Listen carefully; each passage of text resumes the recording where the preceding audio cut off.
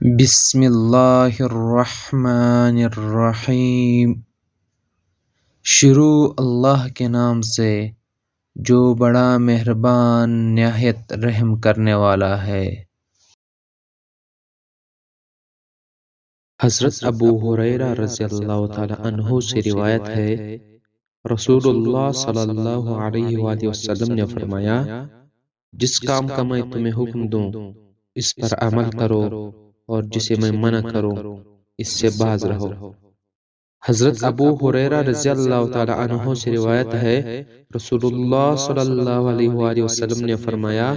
جب تک میں تمہیں کسی معاملے میں آزاد چھوڑے رکھوں تب تک تم بھی مجھے چھوڑے رکھو،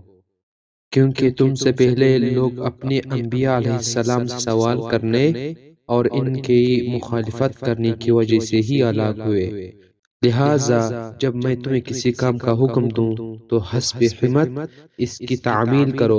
اور جب کسی کام سے منع کر دوں تو اس سے رک جاؤ۔ حضرت ابو ہریرہ رضی اللہ تعالی عنہ سے روایت ہے، رسول اللہ صلی اللہ علیہ وسلم نے فرمایا، جس نے میری اطاعت کی اس نے اللہ کی اطاعت کی، اور جس نے میری نافرمانی کی اس نے اللہ کی نافرمانی کی۔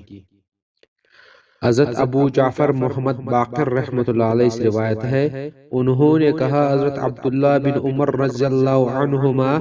جب رسول اللہ صلی اللہ علیہ وسلم سے کوئی حدیث سنتے تو نہ اس میں اضافہ کرتے اور نہ کمی کرتے تھے۔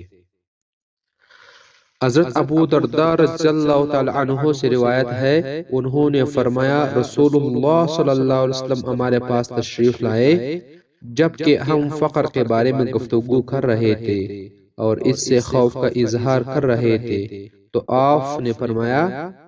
کیا تم فقر سے ڈرتے ہو؟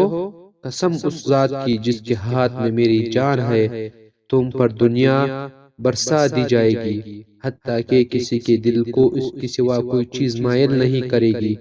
ہر شخص اس کی طرف متوجہ ہوگا۔ اللہ کی قسم میں تمہیں روشن چاند راتوں جیسی شریعت پر چھوڑ رہا ہوں جس کے رات اور دن برابر ہیں۔ حضرت ابو درداء رضی اللہ تعالی عنہ نے فرمایا، اللہ کی قسم رسول اللہ صلی اللہ علیہ وسلم نے سچ فرمایا، واللہ آپ ہمیں ایسی روشن شریعت پر چھوڑ کر تشریف لے گئے جس کے رات اور دن برابر ہیں۔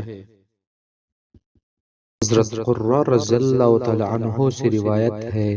اللہ کے رسول صلی اللہ علیہ وآلہ وسلم نے فرمایا، میری امت کے ایک گروہ کو ہمیشہ اللہ تعالیٰ کی مدد حاصل رہے گی، ان کی مدد نہ کرنے والا ان کا کچھ بگاڑ نہ سکے گا تاکہ قیامت قائم ہو جائے۔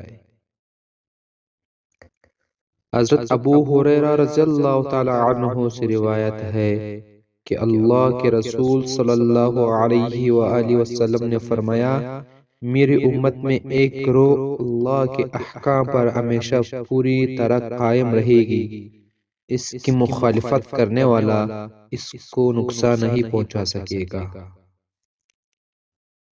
حضرت ابو عنیبہ خولانی رضی اللہ عنہ سے روایت ہے، یہ وہ صحابی ہیں جنہوں نے رسول اللہ صلی اللہ علیہ وسلم کے ساتھ دونوں قبلوں کی طرف نماز پڑھی ہے۔ انہوں نے فرمایا، میں نے رسول اللہ صلی اللہ علیہ وآلہ وسلم سے سنا، آپ فرماتے تھے، اللہ تعالیٰ اس دین میں ہمیشہ نئے پودے لگاتا رہے گا اور ان سے اپنی اطاعت میں کام لیتا رہے گا۔